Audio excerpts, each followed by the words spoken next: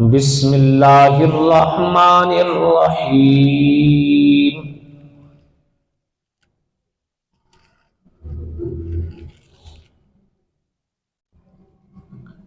ان الحسنات یذہبن السیئات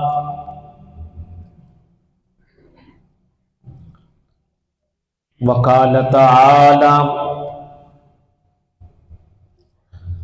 لا يتكلمون الا من اذن له الرحمن صدق اللہ العظیم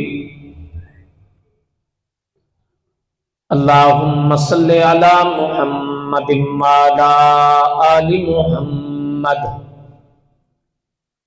کما صلیت علی ابراہیم وعلی آل ابراہیم انک حمید مجید اللہم بارک علی محمد وعلی آل محمد کما بارکت علی ابراہیم وعلی آل ابراہیم انک حمید مجید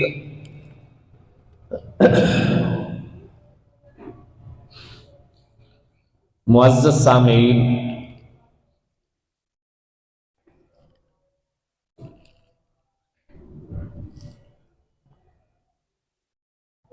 انسان سے دنیا میں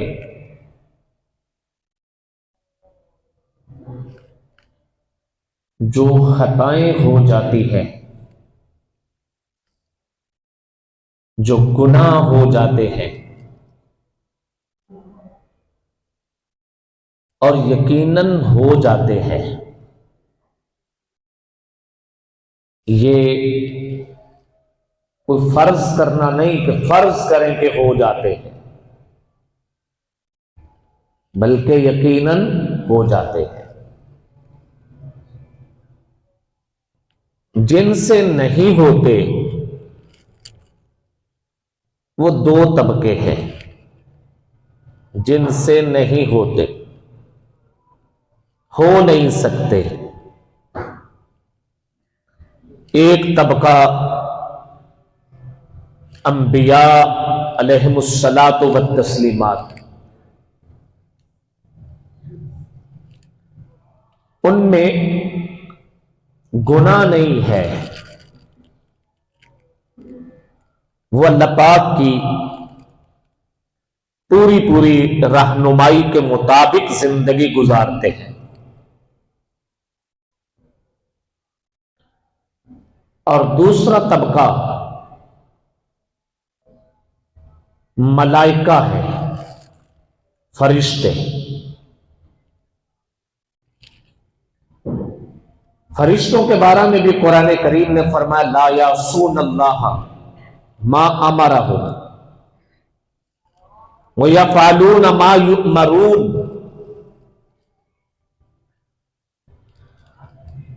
اللہ نے جو انہیں حکم دے دیا اس کی نافرمانی نہیں کرتے، وہ اسی کے پابند ہیں جو انہیں حکم ملا۔ یہ دو طبقے گناہ نہیں کرتے۔ اب آپ کے جی میں ہو سکتا ہے یہ سوال پیدا ہو، فرشتوں سے بھی گناہ نہیں ہوتا اور انبیاء سے بھی گناہ نہیں ہوتا،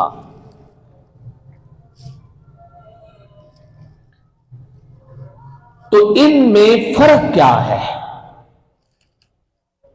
کمال کس کا ہے؟ گناہ نہیں ہوتا، نہ فرشتے گناہ کرتے ہیں نہ انبیاء کرتے ہیں، دونوں برابر ہیں کیا؟ نہیں، انبیاء علیہم السلام گناہ نہیں کرتے، یہ کمال ہے۔ فرشتے نہیں کرتے، یہ ان کا کمال نہیں ہے۔ فرق اس میں واضح کرتا ہوں، ایک مثال دے کے۔ ہمیں حکم ہے کہ ہم اپنی نگاہوں کی بھرپور حفاظت کریں، جہاں سے اللہ نے منع کیا ہے نگاہ نہیں ڈالنی، وہاں ہم نگاہ نہ ڈالیں، یہ حکم ہے۔ اب دو آدمی ہیں، ایک آنکھوں والا اور ایک نابینا۔ آنکھوں والا کہتا ہے میں نے کبھی کسی غیر محرم کو نہیں دیکھا، اور یہی جملہ نابینا کہتا ہے کہ میں نے کبھی کسی غیر محرم کو نہیں دیکھا۔ آنکھوں والا بھی کہتا ہے جی میں قسم کھا کے کہہ سکتا ہوں میں نے کسی غیر محرم کو نہیں دیکھا، میں نے کسی کے گھر میں نہیں جھانکا، مجھے جہاں سے اللہ پاک نے منع کیا ہے کہ دیکھنا نہیں، میں نے کبھی نہیں دیکھا۔ اور یہی بات نابینا بھی کہے کہ میں نے کبھی کسی کے گھر میں نہیں جھانکا، تو ان دونوں میں سے کمال کس کا ہے؟ آنکھوں والے کا۔ آنکھوں والے کا کہ اس میں دیکھنے کی پوری طاقت تھی، دیکھنے کے پورے اعضاء تھے جن سے دیکھ سکتا تھا، اس لیے نہیں دیکھا کہ اللہ پاک نے منع کیا ہے، لہذا اس کا نہ دیکھنا کمال ہوا۔ اور نابینا کہتا ہے میں نے نہیں دیکھا، اس لیے نہیں دیکھا کہ دیکھنے کا آلہ ہی نہیں تھا، دیکھنے کا عذر ہی نہیں تھا، وہ بھی محفوظ۔ انبیاء علیہم الصلاۃ والتسلیمات کو رب تعالی جسمانی تمام تر طاقت عطا کرتے ہیں، ایک ایک جسمانی قوت امتیوں سے بڑھ کے ہوتی ہے، لیکن حکم الہی سے انبیاء علیہم السلام کے قلب، دل کی گرفت اپنی ایک ایک طاقت کے اوپر ہے، مجال ہے کہ وہ حد سے تجاوز کرے، اس لیے انبیاء علیہم السلام سے گناہ نہیں ہوتا، یہ کمال ہے۔ اور ملائک میں یہ صفات ہی نہیں، ان کی تعریف ہی یہ لکھی ہے لا یوصف بالانوثۃ والذکورہ، آپ کسی فرشتے کو یہ نہیں کہہ سکتے یہ نر ہے، کسی کو یہ نہیں کہہ سکتے کہ یہ مادہ ہے، مذکر مؤنث ان میں نہیں ہے، ان میں خواہش نہیں رکھی کسی عمل کو کرنے کی، وہ تو حکم الہی کے کارندے ہیں، وہ ریموٹ کنٹرول ہے، وہ حکم الہی کے کارندے ہیں۔ تو میں جو بات عرض کرنے لگا تھا وہ یہ، امتیوں سے گناہ ہو جاتے ہیں، اور یقیناً ہو جاتے ہیں۔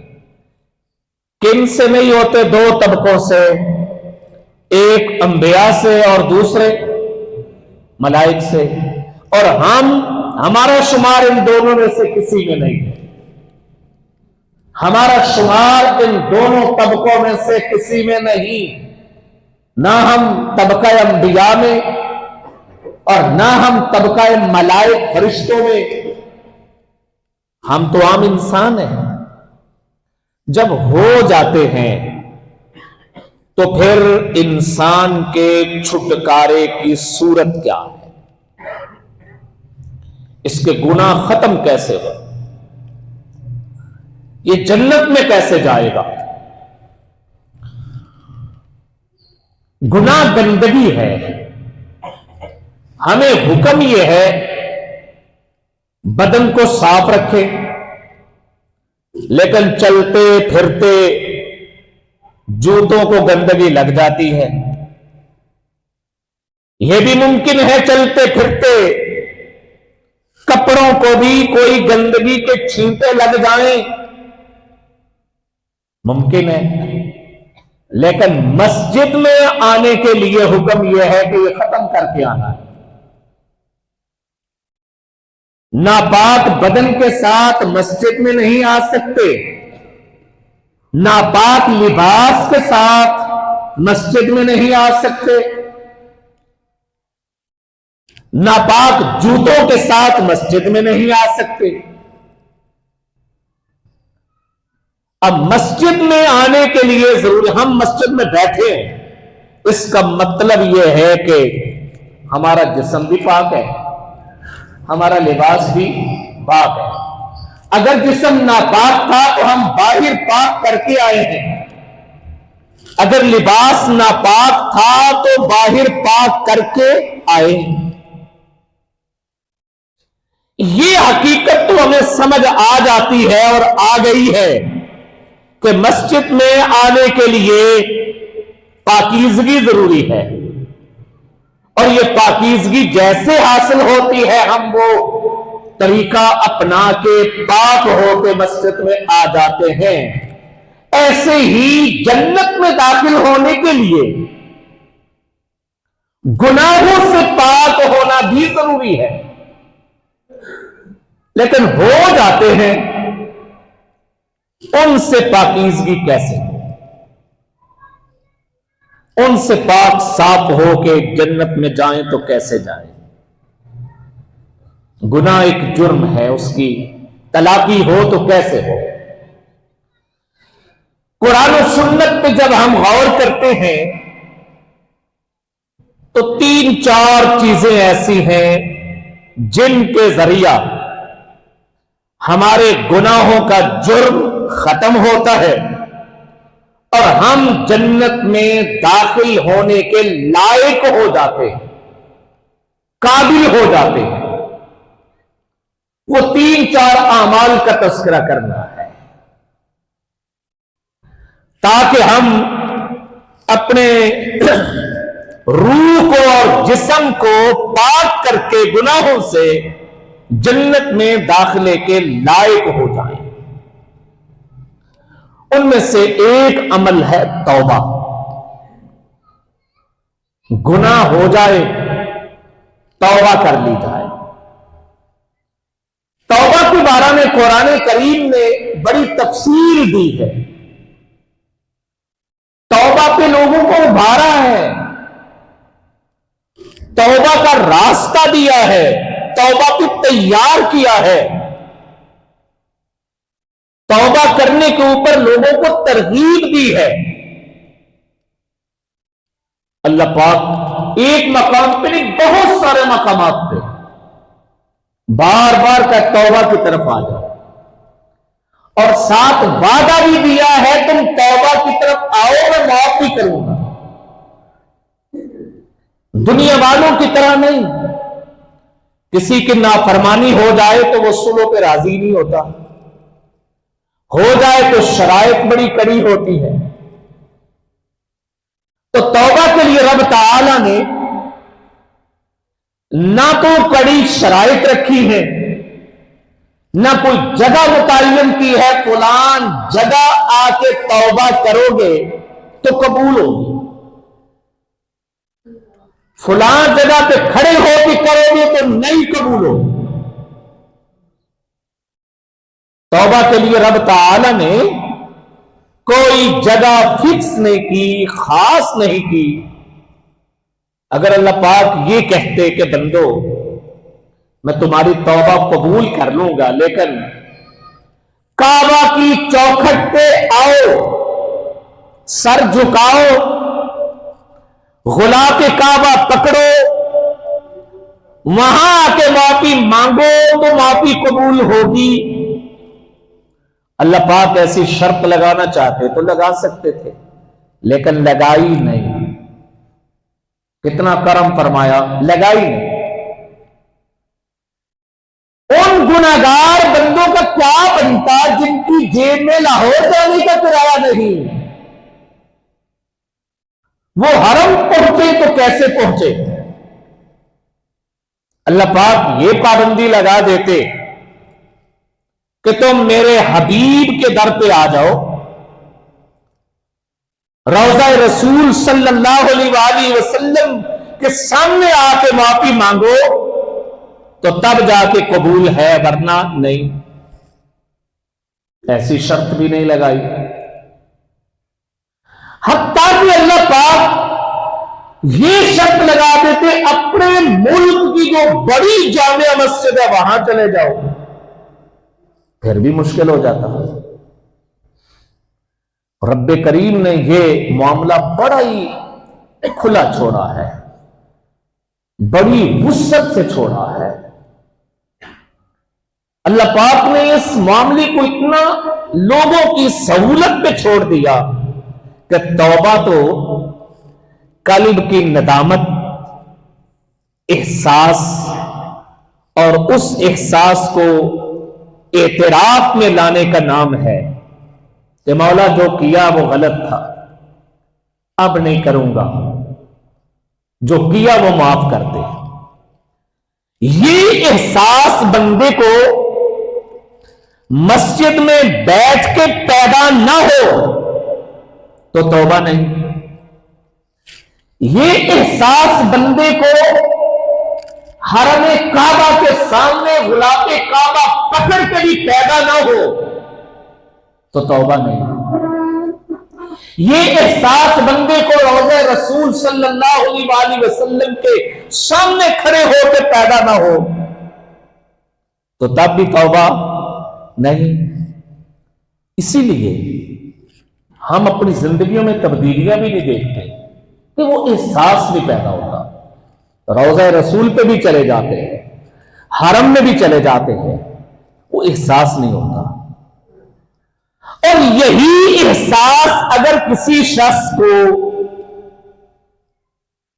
شراب خانہ میں نئے قدا میں پیدا ہو جائے، شراب خانے میں شراب کا جام چڑھا رہا ہے، شراب پیتے پیتے جام آدھا ہاتھ میں آدھا اپنے بدن میں چلا گیا، اس وقت احساس پیدا ہو گیا، اوہو میں کیا کر رہا ہوں، میں کیا کر رہا ہوں۔ وہیں پہ شراب کے جام کو زمین پہ پھینکا، توڑ دیا، منہ سے بھی بدبو آ رہی ہے شراب کی، شراب نجس اور ناپاک ہے، پینے کے دوران کپڑوں پہ بھی لگ گئی اور منہ کے اندر جو گئی ابھی زبان بھی ناپاک ہے،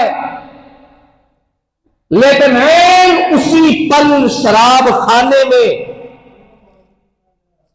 شراب کچھ پی چکا، کچھ چھوڑ چکا، احساس اس دم پیدا ہو گیا اور وہی اسی وقت شراب پھینک دی اور رجوع کر لیا اپنے اللہ کی طرف، مولا یہ جو کر چکا ہوں بہت غلط کیا ہے، بہت غلط، میں نے جرم کیا ہے، آئندہ نہیں کروں گا، رب کریم معاف کر دے۔ تو یہ احساس وہاں پیدا ہو گیا، لو توبہ ہو گیا، توبہ ہو گیا۔ اب توبہ کا عمل مشکل رہا؟ جی کوئی مشکل نہیں رہا۔ ہم اللہ والوں کے جو احوال پڑھتے ہیں ان کی زندگیاں بدلتی ہوئی دیکھتے ہیں۔ آپ اکثر اللہ والوں کے احوال پڑھیں گے ایسے کہ ان کی جو قلب کی توجہ بدلی ہے وہ گناہ کی حالت میں بدلی ہے۔ عین گناہ کے عالم میں تھے کہ کسی نے کوئی بول دیا، کسی نے کوئی جملہ بول دیا، اسی بول کو سن کے، اسی جملے کو سن کے کوئی منظر دیکھ لیا، اس منظر کو دیکھ کے گناہ کرنے کے عالم میں تھا کہ وہیں پہ اس نے اپنے گناہ کو چھوڑا اور چھوڑنے کا عزم کر لیا، وہیں پہ توبہ ہو گئی۔ سابقہ امتوں کے واقعات حضور نبی پاک صلی اللہ علیہ وآلہ وسلم نے جو بیان فرمائے وہ کتنے ہی واقعات ہیں، ان میں سے 20 مرتبہ ہم بہت سارے واقعات سن چکے ہیں۔ 100 بندوں کے قاتل کا قصہ بھی تو سنا ہوگا، 100 آدمیوں کا قاتل، قتل نفس معمولی گناہ نہیں، لیکن کسی نے کہہ دیا کہ وہ فلاں بستی میں چلا جا، وہاں کوئی اللہ والا بیٹھا ہے، اس کے سامنے جا کے اعتراف جرم کر لے، اللہ سے معافی مانگ۔ جس شخص کے ہاتھ لہو میں رنگے ہوئے ہیں، بس قلب کی توجہ، دل کی توجہ اس لمحے، اس پل بدلی، ابھی سفر میں ہی ہے کہ موت کے فرشتے آ گئے۔ نبی کریم صلی اللہ علیہ وآلہ وسلم نے ارشاد فرمایا کہ فرشتے آ گئے، اس کی فرشتے دونوں طرف کے آ گئے، جنت کے فرشتے بھی آ گئے جو روح طیبات کو لینے کے لیے آتے ہیں، اور وہ فرشتے بھی آ گئے جو ارواح خبیثہ کو لینے آتے ہیں۔ احادیث میں تفصیل آئی ہے کہ روح کو فرشتے لے کے جاتے ہیں، اور کس روح کو کون سے فرشتے لے کے جائیں گے؟ جو عمدہ روح ہے اس کو فرشتے اور لے کے آنے والے، ان کو خاص پروٹوکول کے ساتھ لے کے جانے والے، اور جو ارواح خبیثہ ہیں انہیں لینے کے لیے اور فرشتے، اور ان کو خاص سزا کے عالم میں لے کے جانے والے۔ تو وہ فرشتے آ گئے، دونوں اپنے اپنے دلائل دینے لگے کہ یہ تو توبہ کر چکا ہے، نہیں ابھی مقام پہ نہیں پہنچا تھا۔ رب العالمین نے زمین کو مختصر کر دیا۔ تو میں عرض یہ کر رہا ہوں، گناہ ہو جاتے ہیں اور ہو جاتے ہیں، ان گناہوں کی پاکیزگی کے چند اعمال ہیں جن سے یہ گناہ ختم ہو سکتے ہیں۔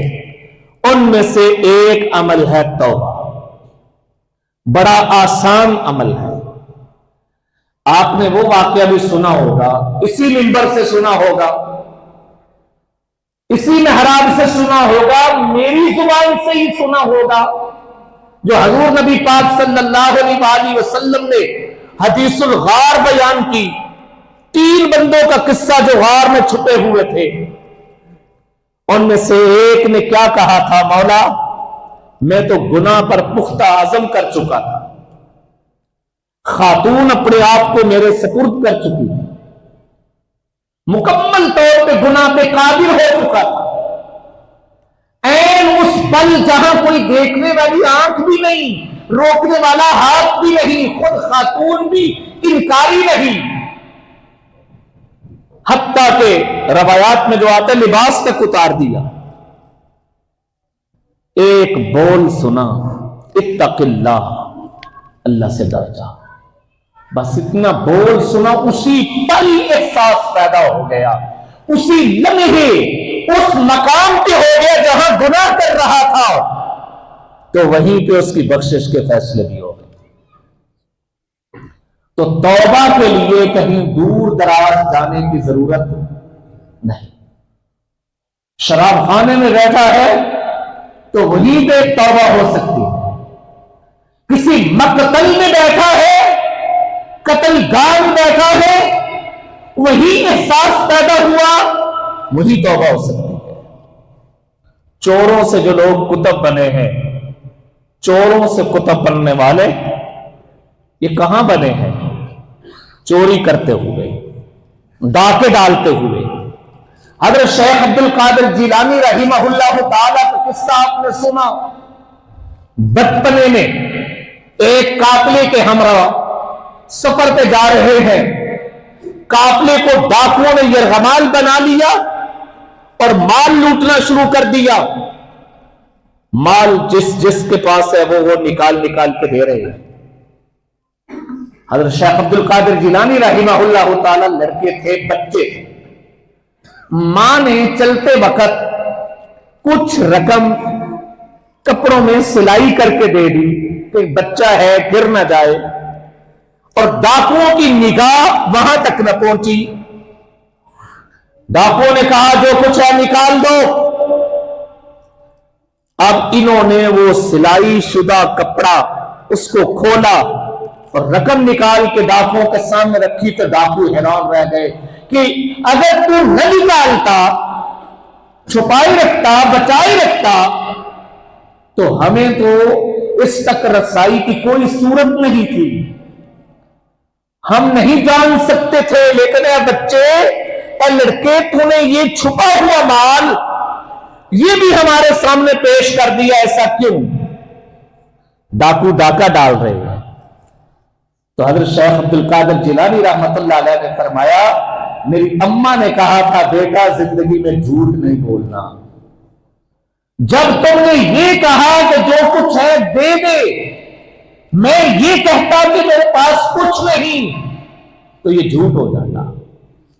تو اس بنا پہ میں نے وہ رقم جھوٹ کے ساتھ چھپانا نہیں درست سمجھا, کھول کے سامنے رکھ دی ہے.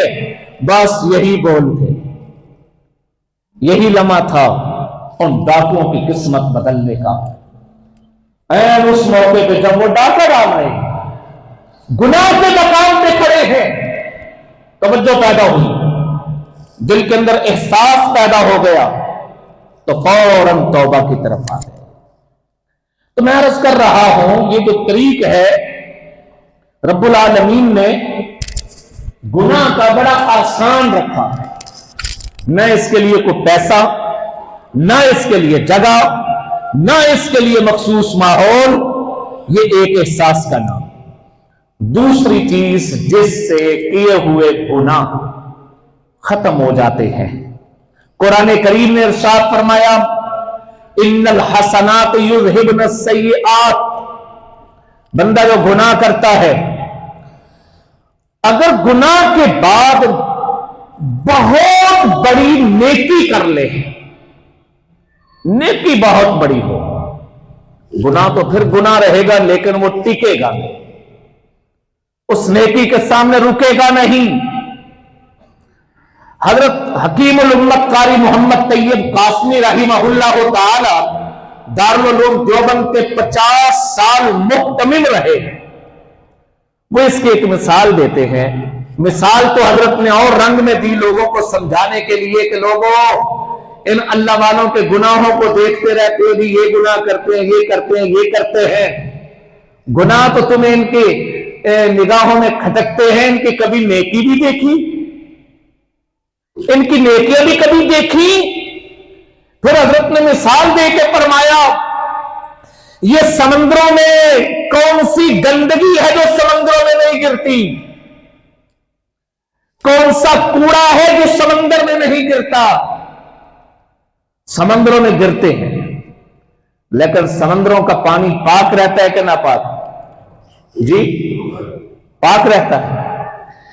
حضور نبی کریم صلی اللہ علیہ وآلہ وسلم کی خدمت عالیہ میں کچھ صحابہ کرام نے ایک سوال کیا, ایک مسئلہ پوچھا. یا رسول اللہ صلی اللہ علیہ وسلم انا نرکب البحر, ہم سمندری سفر کرتے ہیں اور سمندری سفر کے دوران ہمارے پاس پانی بڑا ومانا ماء قلیل, تھوڑا سا پانی ہوتا ہے. ان توضأنا, اگر ہم اس سے وضو کر لیں اس پانی سے تو عطشنا, پیاسے رہ جائیں. اگر وضو کر لیں تو پیاسے رہ جائیں. وَإِن شَرِبْنَا, اور اگر ہم پی لیں تو پھر تیمم تو ہو نہیں سکتا کیونکہ پانی موجود ہے. ہم کیا کریں؟ یہ سوال کیوں ذہن میں آیا؟ اس لیے آیا کہ انہوں نے دیکھا تھا کہ سمندروں میں تو گندگیاں گرتی ہیں. سمندر کے اندر جو مخلوق آباد ہے وہ مخلوق کا پیشاب پخانہ بھی پانی میں، اور دیگر خشکی کی گندگیاں بھی پانی میں. تو اب یہ پانی تو پاک تو نہیں ہوگا، ناپاک ہوگا. لیکن حضور نبی کریم صلی اللہ علیہ وآلہ وسلم نے فرمایا نہیں، یہ جو سمندروں کے پانی ہیں یہ سارے کے سارے پاک ہیں، کیونکہ پانی اتنا زیادہ ہے کہ یہ گندگیاں اس پانی کی پاکیزگی کو نہیں بگاڑ سکتی. تو بندے کی نیکی کا لیول بہت اونچا ہونا چاہیے، نیکی کا معیار بہت اونچا ہونا چاہیے. پھر جو چھوٹے چھوٹے گناہ ہوتے ہیں، یہ بڑی بڑی نیکیاں ان گناہوں کو ختم کر دیتی. نیکی بڑی ہو یا نیکی جاری ہو. جاری نیکی کسے کہتے ہیں؟ جیسے ایک جاری پانی ہے، پانی کا چشمہ چل رہا ہے، ندی بہہ رہی ہے، پانی تیزی سے چل رہا ہے. اب اس چلتے ہوئے پانی میں کہیں گندگی گر جائے، گندگی تو گندگی ہے لیکن ٹکے گی؟ جی نہیں ٹکے گی، آگے چلی جائے گی، ٹھہرے گی نہیں. تو گناہ بھی گندگی ہے. نیکی جاری ایسی نیکی کہ جس نیکی کو بندہ دنیا سے چلا گیا نیکی چل رہی ہے. بندہ دنیا سے چلا گیا لیکن اس کی جاری کردہ، شروع کردہ، آغاز کردہ، بنیاد رکھی ہوئی نیکی وہ قائم ہے. جب تک وہ نیکی چل رہی ہے تو اس کے خطائیں معاف ہوتی جا رہی. تو ایک راستہ توبہ، دوسرا راستہ نیکیاں کثرت سے، اور ایک تیسرا راستہ وہ ہے اگر یہ دونوں عملی نہیں ہو سکے. بہت سارے لوگ ہم جیسے ناکارہ، نہ وہ توبہ کر پاتے ہیں اور نہ کوئی نیکیاں کر پاتے ہیں، دنیا سے چلے گئے. ان کے لیے کیا ہے؟ ان کے لیے بخشش کے واسطے پھر اللہ پاک نے ایک اور بھی راستہ رکھا ہے، وہ ہے شفاعت. شفاعت رسول، شفاعت قرآن. حضور نبی کریم صلی اللہ علیہ وآلہ وسلم کو اللہ پاک نے سفارش کرنے کا حق ادا کیا، حق کے سفارش اپنے حبیب کو عطا کیا. اب وہ سفارش جس جس کی حضور صلی اللہ علیہ وسلم کرتے جائیں گے وہ گناہگار ہونے کے باوجود بخشا جائے گا. لیکن یہ سفارش ہر حال میں ہر بندے کی ہو، ہر حال میں ہر بندے کی ہو، اس کا تذکرہ نہ قرآن پاک میں نہ حدیث کہ سفارش کی آس پہ ہم گناہ ہی کرتے جائیں، سفارش کی آس پہ ہم بغاوت پہ ہی اترے چلے آئیں. ایسا نہیں. سفارش اللہ کے نبی کریں گے لیکن اللہ کے نبی سے کوئی تعلق تو ہو. اور سفارش تعلق کی بنا پہ ہوتی ہے یا بنا تعلق؟ جی تعلق کی بنا پہ سفارش ہوتی ہے. تو پھر حضور نبی کریم صلی اللہ علیہ وآلہ وسلم کے ساتھ ایک تعلق تو ہو، اس تعلق کی بنا پہ اللہ کے نبی سفارش کرے. قرآن کریم کی سفارش کرے گا، قرآن کریم کے ساتھ ایک تعلق تو ہو کہ قرآن پاک سفارش کرے. حتیٰ کہ 4-5 چیزوں کا تذکرہ آتا ہے کہ سفارش کریں گی. شہداء بھی سفارش کریں گے. اللہ پاک شہداء کو بھی ایک اعزاز دیں گے، ایک پروٹوکول دیں گے کہ ایک دائرہ میں رہ کے تم بھی سفارش کر سکتے ہو. یہ کوٹے جیسے دنیا میں کوٹا ہوتا ہے نا جی، ایم پی اے کا اتنا کوٹا ہے، MNA کا اتنا کوٹا ہے اور چیئرمین کا اتنا. یہ اللہ پاک نے اپنے مخصوص بندوں کے لیے کوٹے رکھے. سب سے بڑا کوٹا اور بڑا وسیع کوٹا وہ حضور صلی اللہ علیہ وسلم کا ہے. حضور نبی کریم صلی اللہ علیہ وآلہ وسلم بھی سفارش کب کریں گے؟ پہلے اللہ پاک سے اذن لیں گے، اجازت لیں گے، مولا اذن لیں گے मकाम महमूद में आसा अब आसा करब का मकाम महमूदा, सर सजदे में रखेंगे। हजूर सल्लल्लाहु अलैहि वसल्लम फरमाते हैं कि मैं रोजे हशर सर सजदे में रख के अपने रब की उन जुमलों के साथ, उन कलिमात के साथ, उन बोलों के साथ, उन कलिमात अल्फाज के साथ रब की हम्दो सना करूंगा जो अल्लाह पाक खास उस दिन ही मुझे इल्का फरमाएंगे। ऐसे ऐसे अल्लाह की हमद के कलिमात होंगे, बोल होंगे, जुमले होंगे। जब इतनी तारीफें होंगी, इतनी तारीफें होंगी, फिर हुक्म इलाही होगा, इरफा रअसक या मुहम्मद, ए मोहम्मद सल्लल्लाहु अलैहि वसल्लम अपने सर को उठाइए, उठाइए अपना सर सजदा से। सल, अब मांगिए तो आपको दे दिया जाएगा, मांगिए दे दिया जाएगा। जब इज़्न हो जाएगा, इजाजत हो जाएगी सिफारिश की, फिर हजूर सल्लल्लाहु अलैहि वसल्लम सिफारिश करेंगे। और ये सिफारिश ये कब तक रहेगी? इस सिफारिश के होने तक तो बड़े सारे बंदे जहन्नुम में जा चुके होंगे। इस सिफारिश के होते होते बहुत सारे लोग जा चुके होंगे। जहन्नुम से आखिरी जहन्नमी तक, जहन्नुम से जब तक नहीं निकल आएगा उस वक्त तक हजूर सल्लल्लाहु अलैहि वसल्लम सिफारिश करते रहेंगे, आखिरी जहन्नमी के निकलने तक। यानी जेल में तो चले जाएंगे, जेल से छुटकारा होगा सिफारिश के जरिए। एक चौथा रास्ता है, वो है खालिस अल्लाह पाक की रहमत। अल्लाह पाक अपनी रहमत से भी करम फरमा देंगे। हमारे यहां ये पहले 3 तरीकों की तरफ ध्यान नहीं होता, हम आखिरी स्टेज पे आ गए। हमारे यहां हम सबसे पहले किस स्टेज पे? आखिरी पे सबसे ही आ गए। बस अल्लाह की रहमत ही काफी है। हालांकि इससे पहले ये 3 तरीक हैं, इन तीनों को हम अपने लिए सरमाया बनाए। गुनाह तो होते हैं और यकीनन होते हैं, अब उनकी पाकीज़गी कैसे हो?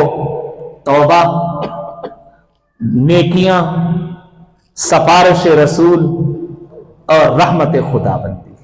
अल्लाह पाक हम सब पे करम